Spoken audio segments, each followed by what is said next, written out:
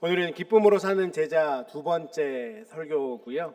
메인 자리의 기쁨이라고 하는 주제로 제목으로 함께 말씀을 나눠보려고 합니다.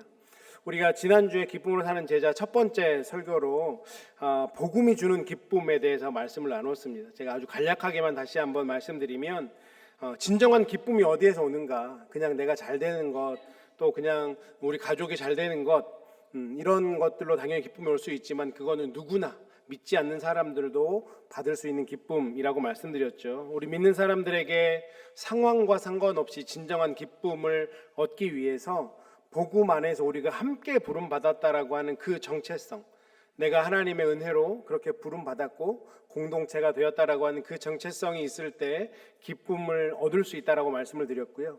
또 함께 참여하는, 그냥 예배는 와서 앉아 있다가 가는 것이 아니라 교회 공동체는 함께 참여할 때 큰 기쁨이 넘치는 곳이다라고 말씀드렸고, 또 그렇게 함께 참여함으로 우리가 서로 함께 자라갈 때 이 세상에서는 얻지 못하는, 또 우리의 상황과 상관없이 하나님 주시는 큰 기쁨을 누릴 수 있다. 이것이 복음이 주는 기쁨이다라고 말씀을 나누었습니다.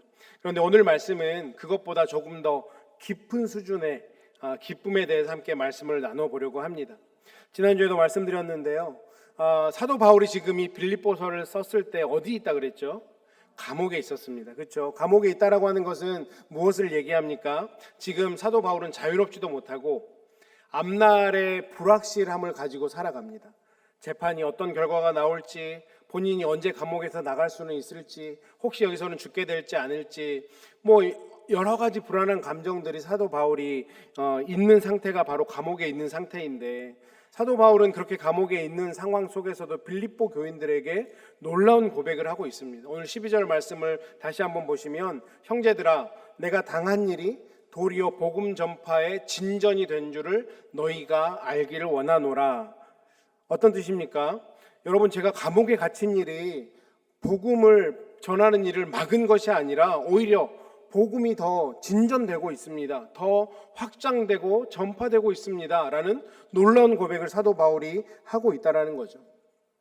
보통 사람 같으면, 내가 옥에 갇히면 어떻게 반응할까요? 아마도 내가 복음을 전하다가 옥에 갇혀서 이제 내가 복음 전하는 일이 막혔습니다. 여러분, 저를 위해서 빨리 중보해 주셔서 제가 밖으로 나가서 복음 전하는 일에 더 애쓸 수 있도록 여러분 힘써 기도해 주십시오. 저 같으면 이렇게 편지할 것 같은데, 사도 바울은 다른 시선으로 지금 이 상황을 보고 있다는 거죠.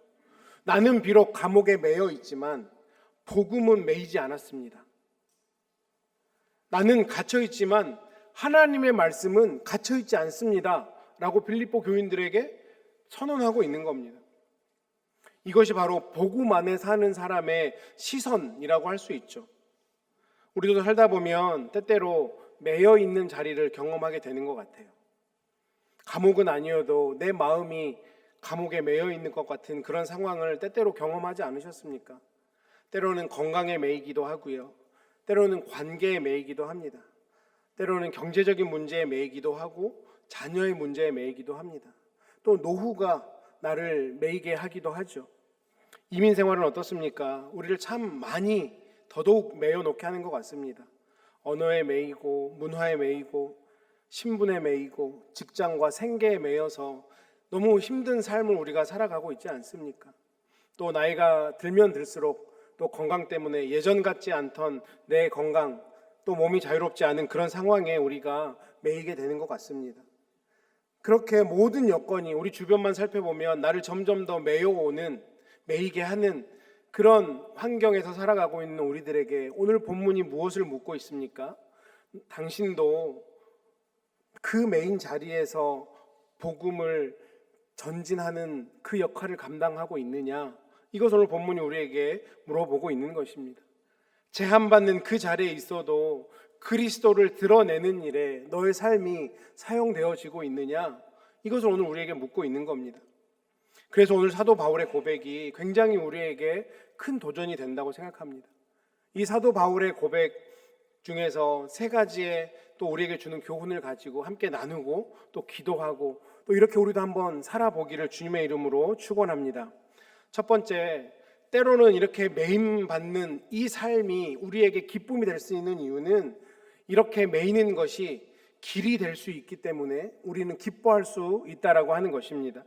방금 우리가 봤던 12절 말씀 다시 한번 볼까요? 형제들아, 내가 당한 일이 도리어 복음 전파의 전진이 된 줄을 너희가 알기를 원하노라. 여기서 내가 당한 일이 뭔가요? 내가 당한 일은 복음을 전하다가 감옥에 갇힌 일이에요. 복음을 전하다가 감옥에 갇혔는데 사도 바울이 어떻게 해석하고 있어요? 오히려 복음 전파의 진전이 되었다라고 하죠. 여기서 진전이라고 하는 이 단어 헬라어로 보면 프로코페라고 하는 단어인데요. 군대가 앞으로 진격하기 위해서 그 길을 막고 있는 모든 것을 다 쓸어내는 걸 얘기합니다. 그냥 군대가 앞으로 전진해야 되니 수풀이 막으면 수풀을 다 쓸어내고 어떤 담장이 막으면 담장을 무너뜨리는 그런 단어, 그게 진전이거든요. 그러니까 오늘 바울의 말이 이런 뜻인 거죠. 내가 감옥에 갇힌 일이 복음을 막은 것이 아니라 오히려 복음이 앞으로 내가 나아가야 될 길을 열게 된 것이다 라고 고백하고 있는 것입니다. 이것은 믿음의 해석이죠. 믿는 사람의 해석인 거라고 할 수 있습니다. 상황을 보면 당연히 막혀있는 상황이에요. 그런데 복음의 눈으로 보니 사람의 눈으로 봤을 때 막혀있는 그것도 주님이 뚫어놓으신 길이다라고 사도 바울이 고백하고 있는 것입니다. 사람의 눈으로 보면 실패의 자리죠. 복음을 전하다가 잡혀 들어갔어요. 이제 더 이상 복음을 못 전하나 보다 이렇게 생각이 되어지는데 하나님의 눈으로 봤더니 새로운 문이 열리는, 새로운 길이 열리는 그 자리에 사도 바울이 와 있음을 깨닫는 것입니다. 우리는 때때로 이렇게 메인 자리에 있게 되면 내가 손해보는구나 생각하게 되는데 하나님은 그 자리에서도 복음의 전진을 이루어낼 수 있다라고 하는 거죠. 우리의 모습을 한번 볼까요? 우리는 보통 이런 경우 어려운 그런 환경을 만나면 대부분 나를 주목하게 됩니다. 왜 나에게 이런 일이 생겼을까? 하나님, 내가 복음 전하고 하나님 일을 위해 했는데 왜 나를 감옥에 가두세요? 라고 우리는 쉽게 원망하지 않습니까? 내가 하나님 이 이민 생활 열심히 하면서 열심히 하나님 섬기며 살아가는데 왜 내 삶은 잘 풀리지 않고 늘 이렇게 막히는 그런 일들을 경험하게 되는 걸까? 이런 내 마음을 누가 알아줄까? 자꾸 나에게 우리는 집중을 하게 되죠. 그런데 사도 바울은 우리들에게 이렇게 묻는 것 같아요. 이 일을 통해서 복음이 어떻게 전진하고 있는가? 사도 바울의 관점은, 사도 바울의 시선은 달랐다라고 하는 거죠. 당연히 어려운 상황에 매여져 있는데 이런 질문을 한다고 하는 것은 쉽지 않을 것입니다. 그런데 우리가 성숙한 믿음을 갖기를 원한다면, 내가 성숙한 신앙인이 되기 원한다면 이 질문을 우리는 반드시 배워야 되는 거예요. 우리의 상황에 상관없이 나를 통해서 복음이 전진되고 있는가? 질병의 자리에서도 물을 수 있어야 할 것입니다. 주님, 내가 이렇게 연약한 속에서도 주님이 나에게 무엇을 원하시길래 이런 질병의 고통 가운데 두십니까? 하나님, 내가 비록 질병의 고통 가운데 있어서 너무 힘든 상황이지만 어떻게 내가 이 상황 속에서 복음의 전진을 이루어낼 수 있을까요? 관계에 어려움을 겪고 있다면 하나님, 이 갈등 속에서 하나님은 무엇을 하기를 원하십니까? 내가 갈등 가운데 있어서 너무 힘들지만 이 상황 속에서 내가 복음을 전진시킬 수 있는 길은 무엇이 있을까요? 물을 수 있어야 되는 겁니다. 때때로 교회에 어려움이 찾아올 수도 있죠. 주님, 우리 교회가 어려움을 겪고 있는데 이 어려움 가운데서 어떻게 우리 교회는 더 복음적인 역할을 감당할 수 있을까요? 이것을 물을 수 있는 시선과 마음이 생겨야 되는 것. 메인 자리에서도 길을 내시는 분이 하나님이기 때문에 우리는 이 질문을 반드시 할 수 있어야 되고, 우리가 이 질문을 잘하고 답을 얻는다면 세상에서 얻을 수 없는 그 기쁨을 우리는 소유할 수 있다라고 하는 거죠. 믿음은 우리의 상황을 부정하는 게 아닙니다. 믿음이라고 하는 것은요, 나에게 주어진 상황 속에서 하나님을 보는 거예요. 이게 믿음이죠. 지금 내가 처한 상황을 내가 판단하는 게 아니라 이 상황도 하나님이 넣으신 것이라고 우리가 믿는다면, 그것을 인정하는 것이라면 이 상황을 왜 하나님께서 넣으셨는지 그 하나님의 뜻을 파악하는 것, 이게 믿음 아니겠습니까? 우리 이민 생활도 돌아보면 처음에 왔을 때 이 남의 나라가 너무 낯설었잖아요. 언어도 너무 낯설고 문화도 낯설고 살아가는 방법도 낯설고 가치관도 낯섭니다. 그러니 처음 이민 생활이 얼마나 어려우셨어요. 제가 달라스에서 함께 신앙생활했던 집사님의 이야기인데, 이분들이 굉장히 젊은 나이에 30대 거의 초반에 한국에서 있던 모든 삶을 정리하고 딸 둘이 있었는데, 그 딸, 정말 어린 딸 둘을 데리고 이민을 왔습니다. 근데 영어도 너무 편하지 않았던 그런 분들이셔서 처음에 이제 오니 제일 만만하게 갈 만한 곳이 맥도날드잖아요. 딸 둘을 데리고 밥을 먹으려고 맥도날드 갔는데 영어가 편하지 않으니까. 그런데 한국에서 주문하는 방법과 미국에서 주문하는 방법이 다르잖아요. 한국에 가면 보통 저 1번 메뉴 하나 주세요 이렇게 얘기하거든요. 근데 미국은 내가 먹을 수량을 먼저 얘기합니다. 1 넘버 1, 2 넘버 1 이렇게 얘기하잖아요. 근데 이분들이 이제 한국에서의 방법만 생각하고 영어가 익숙하지 않으니까, 그리고 이제 이분들은 뭐 어른들이니까 주로 맥도날드 가면 1번 메뉴가 뭐죠? 빅맥. 네. 빅맥을 먹으면 되는데 이 어린아이들이 문제였던 거예요. 이 어린아이들 키즈 메뉴는 1번에 없잖아요. 그래서 그때 얘기로는 9번 정도에 있었던 것 같아. 그러니까 1 넘버 9을 해야 되는데 영어가 편하지 않으니까 9, 1 이렇게 한 거예요. 빅맥 9개가 나왔어요.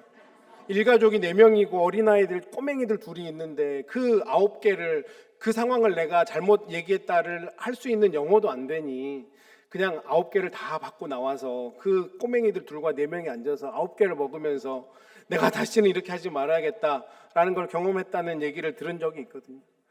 너무 힘들잖아요. 이민생활 의도치 않게 뭐 그 정도는 아주 약과일 거라고 생각을 합니다. 정말 누구에게도 얘기할 수 없는 그런 어려움의 자리에 우리가 가지 않습니까? 그런데요, 그런 자리가 하나님께서 우리를 훈련시키는 자리였다라고 하는 거죠.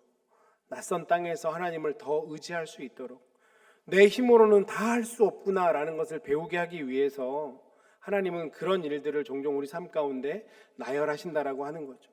사도 바울은 바울의 감옥에 있었지만 그 매임을 복음의 관점으로 바라본 것 아니겠습니까? 세상 사람들은 이제 저 사람 더 이상 복음 못 전하겠다 생각했는데 그곳에서도 길이 열렸다라고 사도 바울은 고민하고 있습니다. 우리가 이 사도 바울의 고백을 믿음의 고백으로 받는다면 우리는 어떤 질문을 해야 될까요?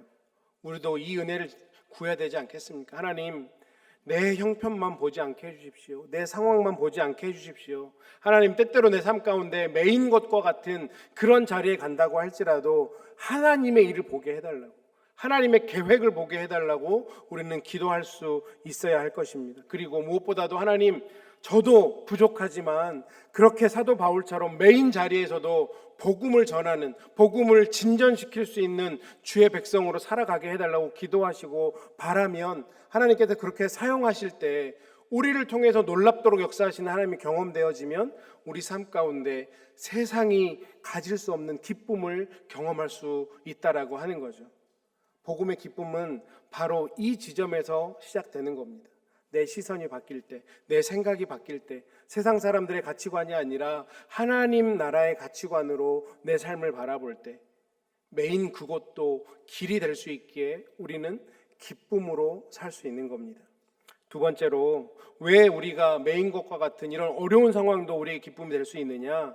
이 매임이 때때로 우리에게 증거가 되기 때문에 우리는 기뻐할 수 있다라고 하는 것입니다. 오늘 13절과 14절 말씀을 보니까 사도 바울이 어떻게 고백하고 있습니까? 이러므로 나의 매임이 그리스도 안에서 모든 시위대 안과 그 밖에 모든 사람에게 나타났으니 형제 중 다수가 나의 매임으로 말미암아 주 안에서 신뢰함으로 겁없이 하나님의 말씀을 더욱 담대히 전하게 되었느니라. 지금 사도 바울의 매임이, 감옥에 갇혀 있는 그 상황이 두 가지의 방향으로 영향력이 생겼다고 얘기합니다. 13절에서 얘기하는 것은 시위대와 그 사람들에게 그리스도가 알려졌다라고 얘기를 하고 있고요. 14절에서는 함께 믿음 생활했던 형제들이 더 겁없이 담대하게 복음을 전하는 영향력으로 나타났다라고 이야기합니다. 첫 번째 13절에서 시위대와 사람들에게 그리스도가 알려졌다라고 하는 것은 어떻게 이런 일이 생겨났을까? 제가 말씀을 묵상하면서 이 상황을 좀 생각을 해봤는데, 바울이 감옥에 갇혀 있을 때요, 성경을 보면 바울을 감시하는 군인들이 조를 나눠서 와서 바울을 감시했습니다. 도망가지 못하게. 그러니 바울의 입장에서 보면 어때요? 사람들이 복음을 들으러 시간을 내서 조를 짜서 오는 거야. 그 군인들은 그 시간 동안 어디 도망가지도 못해. 이전에 밖에서는 복음을 전하러 이 복음 좀 들어달라고 사정사정하면서 복음을 전했을 텐데 이제는 사람들이 알아서 찾아오네. 그러면 사도 바울이 그 감옥 안에서 그냥 잘됐다 한탄하고 쉬고 있는 게 아니라 저 사람은 복음을 들어야 될 사람. 아마 귀에 딱지가 앉을 정도로 그 간수들에게, 군인들에게 복음을 전하지 않았을까요? 심지어 세트로 매번 바뀌는 그 사람들을 보면서 사도 바울이 감옥 안에서 너무 기뻤을 것 같아. 야, 내가 그냥 앉아 있어도 사람들이 복음을 들으러 오는구나. 이 군인들 도망가지도 못하고 계속 복음을 듣는 거예요. 이 군인들 입장에 생각해 볼까요? 이 군인들이 그렇게 사도 바울한테 나름 고문 같은 고문을 당하고 밖에 나가서 뭐라고 얘기했을까요? 아무 얘기 안 했을까요? 아마도 야, 사도 바울 그렇게 복음 전하다가 잡혀왔는데 얘가 나를 너무 괴롭혀서 내가 지금 간수 시간에 있을 때마다 보초 쓸 때마다 힘들어 죽겠다. 1초도 안 쉬고 그 사람이 나한테 예수를 얘기하는데 내가 도저히 못 들어주겠다 라고 얘기를 하면서 그리스도가 자연스럽게 전파되는 거예요. 그러면서 그들 가운데 복음이 마음 가운데 심겨지지 않았을까요? 세상적인 관점으로 보면 복음 전하다 잡혀 들어갔으니 끝이다 생각할 수 있는데 사도 바울에게 새로운 길이 열렸고 새로운 증거가 생긴 거죠. 이렇게도 내가 복음을 전할 수 있었다라고 하는 겁니다. 또한 14절에서 함께 믿는 형제들이 더욱 담대히 복음을 전하게 되었다. 심지어 겁없이 전하게 되었다라고 얘기하는데 아마 밖에 사도 바울과 함께 했던 형제들은 어떤 마음이었을까요? 우리의 리더였던 사도 바울이 복음을 전하다 잡혀갔으니 이제는 내가 열심을 더 내서 사도 바울의 그 역할을 해야겠다라고 생각을 했겠죠. 그러니 사도 바울은 감옥에 갇힌 그냥 매인 것 같은 그 자리가 오히려 만나지 못할 그 간수들, 군인들을 만나서 복음을 전하게 되고 또 함께 사역했던 사도 바울이 열심히 하니 뒤에서 그냥 조금 열심히 없었던 그 자들을 더 큰 열심의 자리로 불러왔다라고 사도 바울이 고백하고 있는 거죠. 이게 믿음의 영향력 아니겠습니까? 고난 속에서 어떻게 믿음을 지키느냐가 누군가에게는 복음의 증거가 될 수 있다라고 하는 겁니다. 때때로 우리의 육신이 너무 아플 때가 있죠. 아플 때에도 우리가 최선을 다해서 예배의 자리를 지킨다면 그 모습이 누군가에게 복음의 증거가 될 수 있다라고 하는 거예요.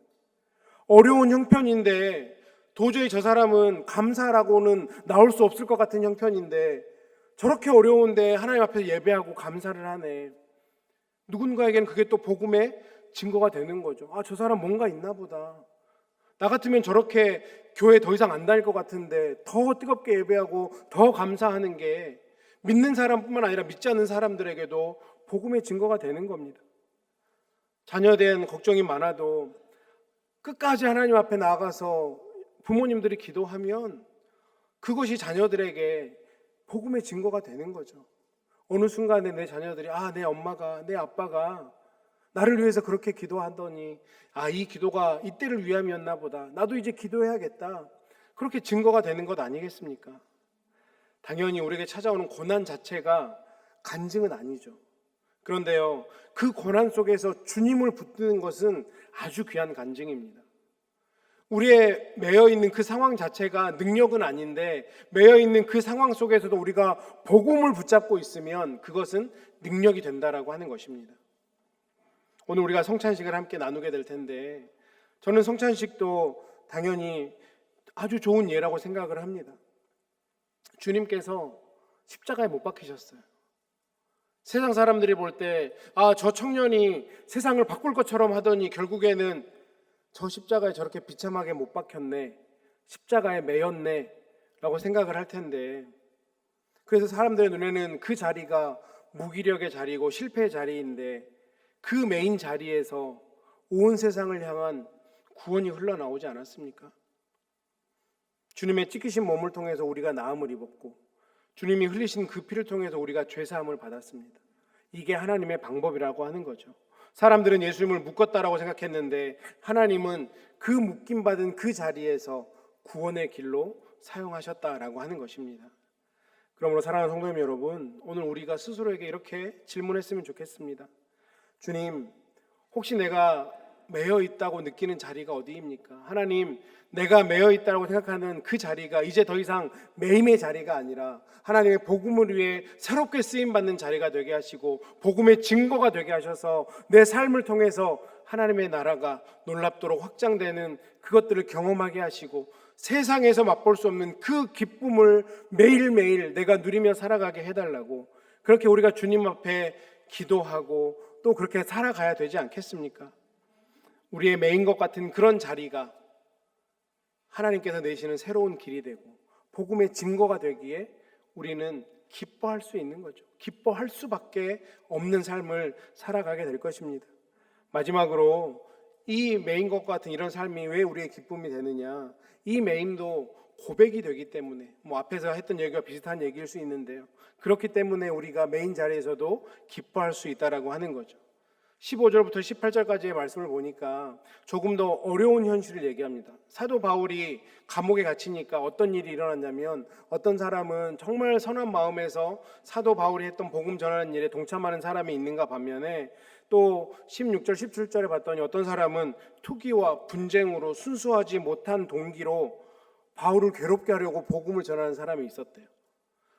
무슨 뜻이냐 봤더니 그냥 사도 바울이 뭔가 나름 유명해졌잖아요. 영광스러운 자리에 좀 사람들이 치켜세우는 자리에 있었잖아요. 그런데 이 사람이 잡혀가고 나니까 내가 저 자리에 한번 가봐야겠다 생각하는 사람들이 있었다는 거예요.